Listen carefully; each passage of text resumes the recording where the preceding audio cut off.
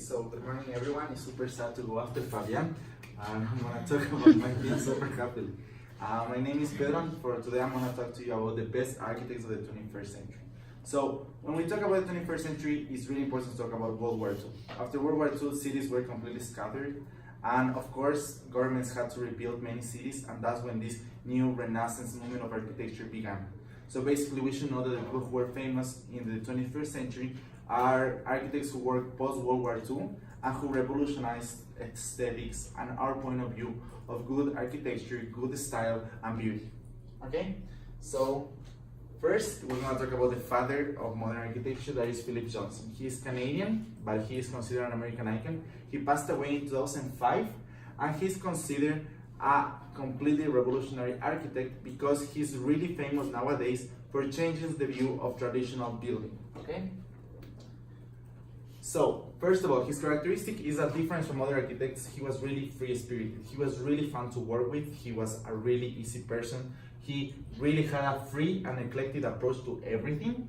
He was a chameleon because if you told him, I needed to build a house, he built the house. I wanted to build a church, he built the church. I wanted to do this amazing building in New York, he did it. So he was a chameleon. And he was also one of the first architects who put a lot of effort in glass and brightness. And before that, people really thought houses and buildings had to be all about privacy, but he thought completely opposite, that you should open the door, you should put a lot of windows, light should go in, and that's why he's considered really revolutionary. This is his house in Connecticut. You would say that it's not like the big thing, but it was the first house in which you don't use walls. He only used glasses. And it's his own house, and is considered a major touristic attraction in Connecticut. Two of his most famous buildings are first, the one that is located in New York is the AT&T building. It was super big by the time he made it. And also the church in Texas is really modern. You can see that he destroyed completely the idea that churches have to be traditional and historical and gothic, and you have to put like a sense of modern world. Now we're gonna talk about the second one. His name is Frank Gehry. He is Canadian, and of course, as Philip, he is really well known for his own house. You know, his house in the United States is also considered a major touristic attraction. He's still living, thank to God, and he doesn't work anymore, but he does, consultations. He is completely different than Philip in many things. First and foremost, he's healthy. He's completely healthy. He doesn't care about glasses. He doesn't care about making things really beautiful. No, he wants you to look at his things and to feel, like a little bit unstable, That's why he's considered a constructivist, because as you can see here, is a museum in Washington. You really feel like he didn't try to finish the work, like he tried to be and finish in the middle of the way. He always uses metals, so you can think that maybe people had to paint it, but no, it's basically that he wants to make it like that. And he puts loyalty before praise. He was really controversial. He has a lot of criticism, but he doesn't care. He doesn't care at all. He's an artist before anything, and if you like him, you like him. If not, that's fine.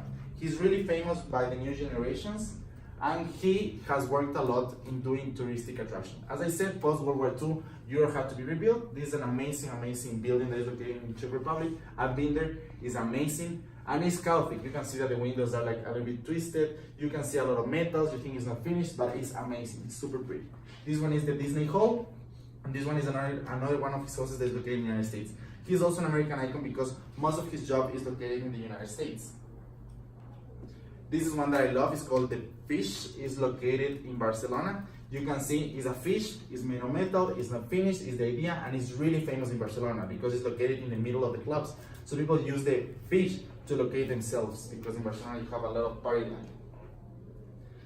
He was so famous with new generations that he started doing his own lines of furniture. You can see the same. You don't feel that the product is finished, but you can feel that there's it's beautiful, it's aesthetic, and it was really famous by people like us, millennials, people from the Z generation, and everything. Now, I want to tell you that I was really worried that in my list I wouldn't have to put a woman because, women in the labor market had to fight a lot. And I'm super glad that we have a woman that has been a subject of iconism, and she is Zaha Hadid. She was born in Iraq, she moved to London, and she's considered a British icon. She died 2 years ago, and she's really well known for being a queen in a man's world. So we're gonna talk about her right now. As I said, she's considered a queen. She became the first woman to ever win the Pritzker Architecture Prize. It's like the Nobel Prize for Architecture. She was the first woman ever to win 2 Stirling Prize, that is like the British Best Award for Architecture. And she was the first woman, again, to receive the Royal Gold Medal that is given by the British Empire. So it's like the biggest honor that a British person can get. And she was born in Iraq, so you can see how amazing she became. She is considered the queen of the curve because one of the things she has contributed to modern architecture is that she puts curves in everything she does. Because before, you can see Philip wanted to do squares, Frederick also tried to do everything Gothic, and she really put everything into curves. So she's considered a queen of the curve. She has worked a lot in Asia, especially in South Korea. Again, we see cities that had to be reconstructed after World War II. This is an amazing auditorium. And this one, she has worked a lot with the United Kingdom, is the places for the Olympics where people swim. You know, it's amazing, it's where everything happened. And you can see curves in everything she does. She passed away, as I said, 2 years ago. She was super young, she was 60. It was horrible, like people in the United Kingdom did a lot of things for her. And she has 2 main things that she designed and are still not finished. First of all is the Qatar Stadium for the Qatar World Cup. It's not finished, but you can see that again, you can see her lifestyle, you know, her style. And you can also see, I didn't know that Peking in China is doing a new airport and she designed the airport. So you can see the star, again with the curves, you know, her design. And we don't have any information on how it's gonna be inside, but for the few things I've seen, it's also the same style, you know, curves, white, all modern, all happiness, you know, super good. And I couldn't talk about the 3 most important architects without giving, you know, special rewards for people who were also really famous and who are not in the top 3. First, you have Moshe Safdie. He looks like Pablo Escobar. He's from Israel, and he's really famous. He still works, and one of the things that he's most famous now, if you have watched Crazy Rich Asians, is the ship in the Singapore port. You can see it's amazing. It's beautiful. He was hired to put, again, buildings that made the city look beautiful. Again, we see a city that had to be rebuilt after World War II. So we see this trend between architectures. And this is the rose that is also located in Singapore. We can see that it's really pretty. At last, I think, in my opinion, he's right now the best. His name is Santiago Calatrava. He has worked in architecture for many years, but he's the youngest. So I think that's one of the things he's not that appreciated. He's Brazilian, and he's known because his buildings look like they are from another planet. He tries to make everything extraterrestrial. So here is in Valencia, this is El Museo de Artes. It's beautiful. It really looks like a ship from another planet.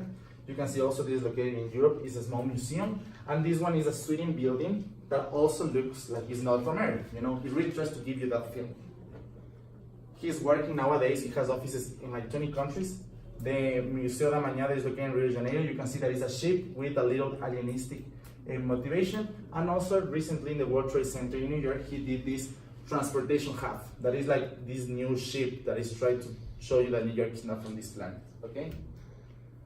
Finally, I wanted to talk about 2 things, because if we're talking about architecture, I would like to know and to tell you that there are many architects that are not really famous because they work jointly with other architects to rebuild cities after World War II. That's the case of Rotterdam. Rotterdam was a city that was completely destroyed during the Holocaust, completely destroyed. The only building that maintained itself was the church, which everyone considers a miracle. But the entire city is new, completely new. So of course, if it's new, you have these designs that are absolutely amazing. This is not a museum, this is not anything special. This is a house, like a building where people live. The same with the Cube House, this place are inhabited by people. And this is the train station. You can see that the entire city is rebuilt in an amazing way. And it's all because it was completely destroyed and it had to be completely reformed. Like, this is the way you see it, you know, this is a normal building in Rotterdam. And this is the McDonald's, you know, the McDonald's looks much better than many things in it. And at last, I wanted to talk, just to finish, about Brazil. Brazil is also a joint venture between architects. You can see that they designed an airplane, so all the public things are located here, and the wings are the places where the people live, okay? So you can see it's also all super modern, all super new. That's the church again, churches are completely being reformed. You can see this, the Senate is also completely new. And He is not an architect, he's an urban organizer, but I wanted to talk about Lucio Costa because he's famous for building the airplane thing. Brasilia has grown too much, and now it's completely out of control, but we can see the idea of building. So I hope you liked it, and thank you very much. Just for you to know that architecture is having a renaissance as the rest of the. Thank you.